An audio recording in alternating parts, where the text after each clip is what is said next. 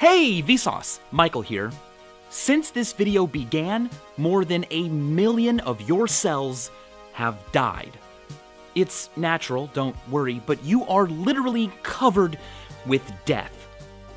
Dead stuff, fingernails, your hair, the outermost layer of your skin, all made out of dead things.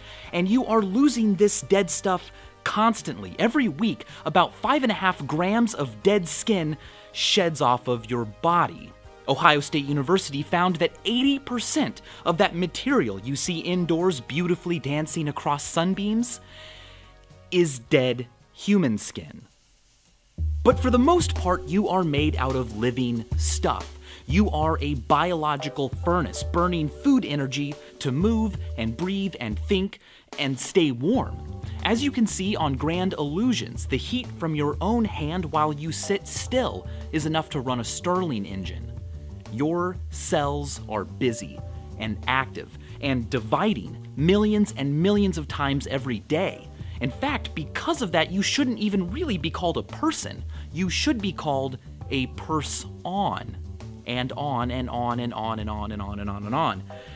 But here's the really mind-blowing thing about the mind-sustaining process of cell division. The replication of instructions, DNA for each daughter cell, requires copying an exact sequence of 3 billion nucleotides. That's a lot. Luckily, our bodies are perfectly happy to do it, but they're not perfect. Every time a single cell in your body divides, the enzymes that synthesize your DNA make 120,000 mistakes.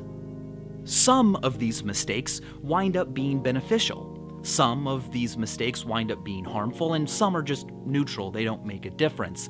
But if a mistake, a mutation in a cell's DNA, causes the cell to behave abnormally and stimulate its own growth, ignore signals to stop, stimulate the body to give it its own blood supply, potentially multiply forever, and unstick from where it began to spread throughout the body, it becomes a special type of cell. We have found 200 diseases with various origins and natures that fit this description. Despite being different, they often go by the same name: cancer. DNA mutations occur randomly in your body, but they can also be inherited or caused by the environment. For example, exposure to ultraviolet radiation from the sun can cause all kinds of damage, including genetic damage. If little or no skin protection is used, the accumulation of all these types of damage can be quite dramatic. This man drove a truck for years, exposing one side of his face to more sunlight than the other.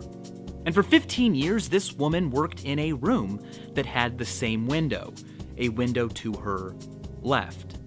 Environmental damage to the body, whether cancer-causing or not, is serious business.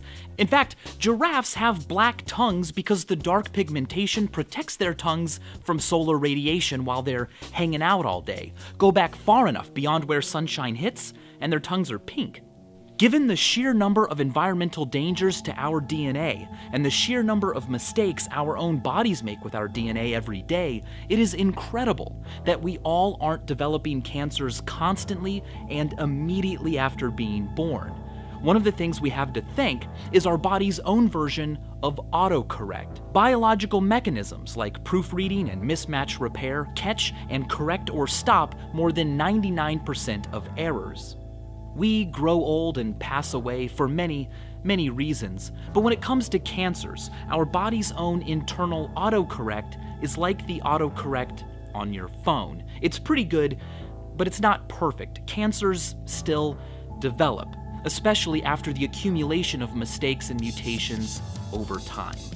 I'm incredibly grateful to Cancer Research UK. They helped me a lot with this episode, and thanks to work by groups like them, we are at an accelerating rate finding ways to prevent and control cancer beyond what our bodies can do alone.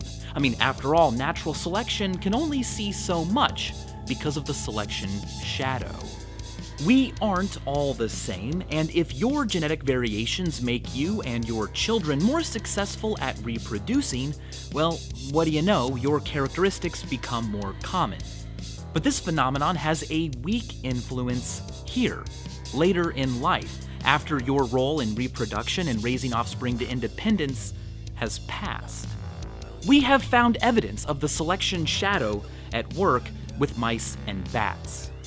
Raised under perfect conditions with veterinary medicine and safe lives, mice only live about 2 to 3 years, whereas bats, with similar sizes and metabolisms, can live for 30 years or more.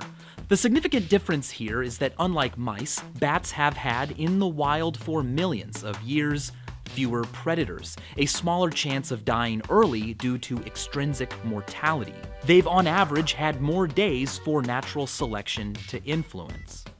This could be a very good explanation for why diseases that affect our complex multicellular selves late in life are still with us. But wait, why are humans living so long today? I mean, in the past, but genetically recently, weren't teenagers considered middle-aged? Not really. While it's true that in the past life expectancies were quite a bit lower, a life expectancy is merely an average number of years a person was expected to live as soon as they were born. And in the past, infant mortality was so high, the average was brought down significantly. It's true that in the early 1600s here in England, life expectancy was only 35 years, but if you made it to the age of 21, well, you could easily expect to live well into your 60s. Lifespans that go beyond the age of reproduction have always made sense for humans because we are intelligent and social, useful to one another, and our children take a lot of time and guidance to gain independence. But that just moves the selection shadow ahead. It's still there, suggesting that in the end, our bodies might just be tools our sex cells use to reproduce and grow up to do it again. Nature and time haven't helped our bodies battle late-acting diseases because a chicken is just an egg's way of making another egg. But maybe not for long. Our minds and modern science, technology, engineering, and mathematics are making progress against late-acting diseases. And when it comes to cancers, Cancer Research UK points out that 40 years ago, only 1 in 4 people lived 10 years or longer after being diagnosed. Today, that number is 2 in 4, and they believe that in only 20 years, that statistic could be as high as 3 in 4. Refrigeration and sanitation are tackling stomach cancers caused by infection, vaccines are preventing cervical cancer, anti-smoking campaigns and reductions of obesity and diabetes, and the elimination of cancer-causing chemicals from our everyday lives are giving us an edge. We learn more every single day. The process is slow but steady because cancer is not just one thing. It's unlikely there will ever be a single cure for cancer because there are 200 different types of cancers. But there will be cures and better methods of prevention and detection. Advances are coming from all over.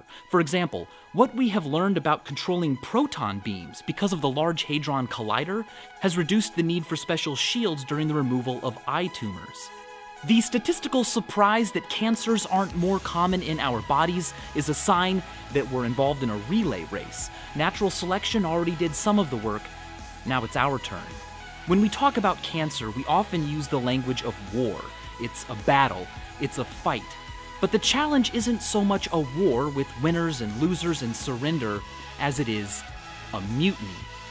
We can't help the fact that we are all at sea. Natural selection at least gave us boats, but now we are making where those boats go our decision. And as always, thanks for watching.